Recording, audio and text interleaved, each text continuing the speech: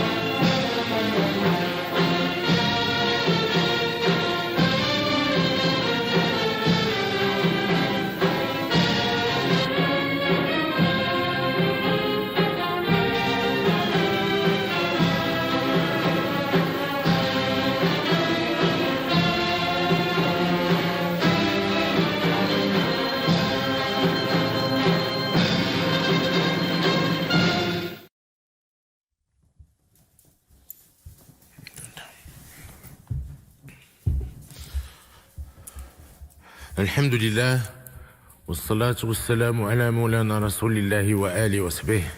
شعبي العزيز،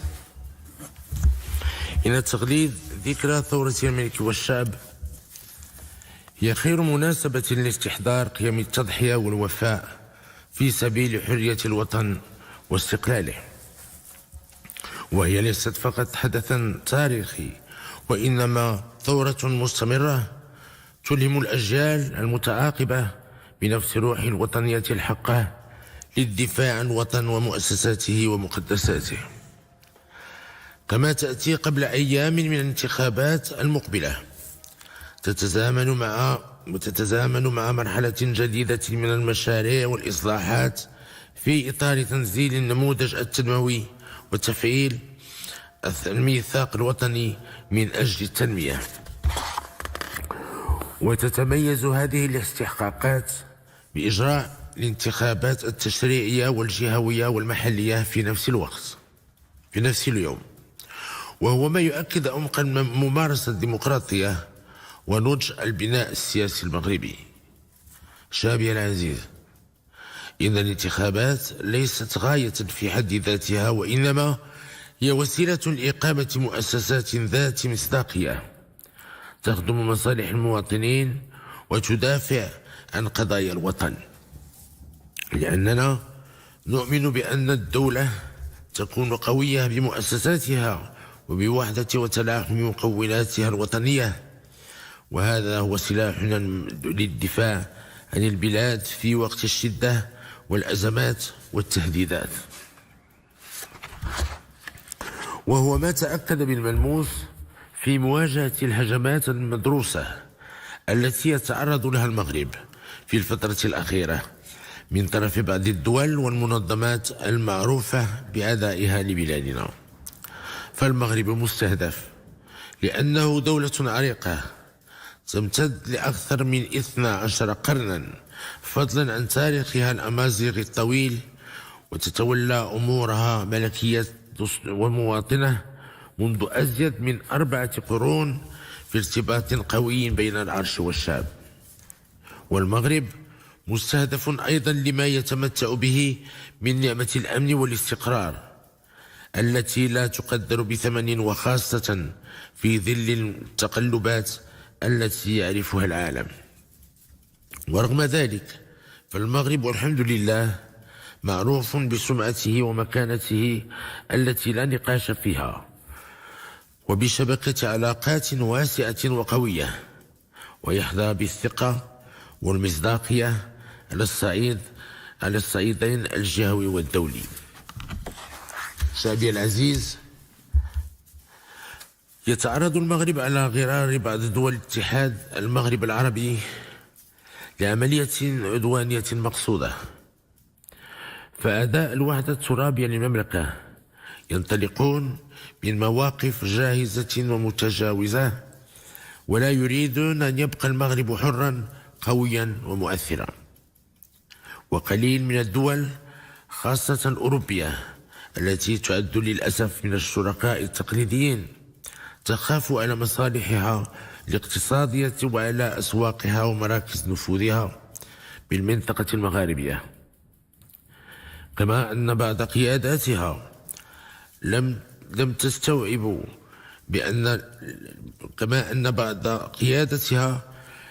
لم يستوعبوا بأن المشكل ليس في أنظمة بلدان المغرب العربي، وإنما في أنظمتهم التي تعيش على الماضي ولا يستطيع أن تساير التطورات.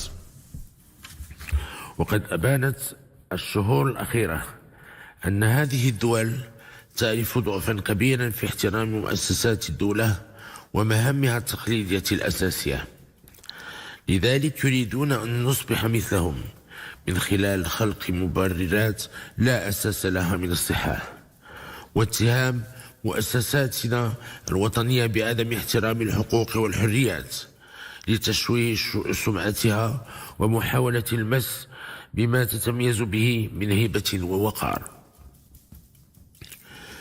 إنهم لا يريدوا أن يفهموا بأن قواعد التعامل تغيرت، وبأن دولنا قادرة على تدبير أمورها واستثمار مواردها وطاقاتها لصالح شعوبنا.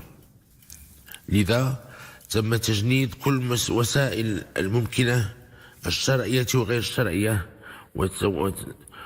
وتوزيع الأدوار واستعمال وسائل تأثير ضخمة لتوريط المغرب في مشاكل وخلافات مع بعض الدول، بل هناك تقارير تجاوزت كل الحدود، فبدل أن تدعو إلى دعم جهود المغرب في توازن بين دول المنطقة، قدمت تصويرات بعرقلة مسيرته التنموية بدعوى أنها تخلق اختلالا بين البلدان المغاربية. كما دبروا حملة واسعة لتشويه صورة مؤسساتنا الأمنية ومحاولة تأثير عن قواتها وفعاليتها في الحفاظ على أمن واستقرار المغرب، إضافة إلى الدعم والتنسيق الذي تقوم به في محيطنا الإقليمي والدولي باعتراف عدد من الدول نفسها. ورب دارة نافعة، فمؤامرات أعداء وحدتنا الترابية لا تزيد المغرب إلا إيمانا وإصرارا على مواصلة الدفاع عن وطنهم ومصالحه العليا. وهنا نؤكد بأننا سنواصل مسارنا أحب من أحب وكره من كره، رغم انزعاج الأعداء وحسد الحاقدين. شعبي العزيز، هناك من يقول بأن المغرب يتعرض لهذه الهجمات بسبب تغيير توجهه السياسي والاستراتيجي وطريقة تعامله مع بعض القضايا الدبلوماسية في نفس الوقت. هذا غير صحيح. المغرب تغير فعلا، ولكن ليس كما يريدون، لأنه لا يقبل أن يتم المس بمصالحه العليا، وفي نفس الوقت يحرص على إقامة علاقات قوية بناءة ومتوازنة، خاصة مع دول الجوار. وهو نفس المنطق الذي يحكم توجهنا اليوم في علاقاتنا مع جاراتنا إسبانيا. صحيح أن هذه العلاقات مرت في الفترة الأخيرة بأزمة غير مسبوقة هزت بشكل قوي الثقة المتبادلة وطرحت تساؤلات كثيرة حول مسارها، غير أننا اشتغلنا مع الطرف الإسباني بكامل الهدوء والوضوح والمسؤولية، فإضافة إلى الثوابت التقليدية التي ترتكز عليها، نحرص اليوم على تعزيزها بالفهم المشترك لمصالح البلدين الجارين.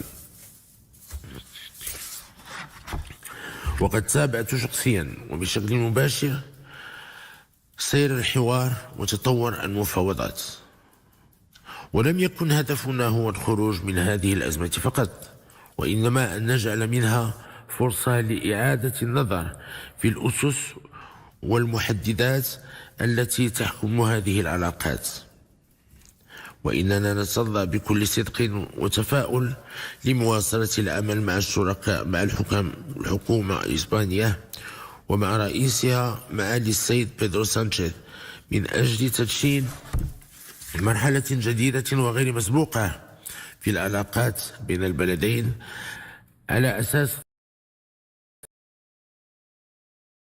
الثقة والشفافية والاحترام المتبادل والوفاء بالالتزامات، وهو نفس الالتزام الذي تقوم عليه علاقات الشراكة والتضامن بين المغرب وفرنسا التي تجمعني برئيسها فخامة السيد إيمانويل ماكرون روابط متينة من الصداقة والتقدير المتبادل. شعبي العزيز، إذا كانت ثورة الملك والشعب قد شكلت منعطفا تاريخي في طريق حرية المغرب واستقلاله، فإننا اليوم أمام مرحلة جديدة تتطلب الالتزام بروح الوطنية الحقة لرفع التحديات الداخلية والخارجية.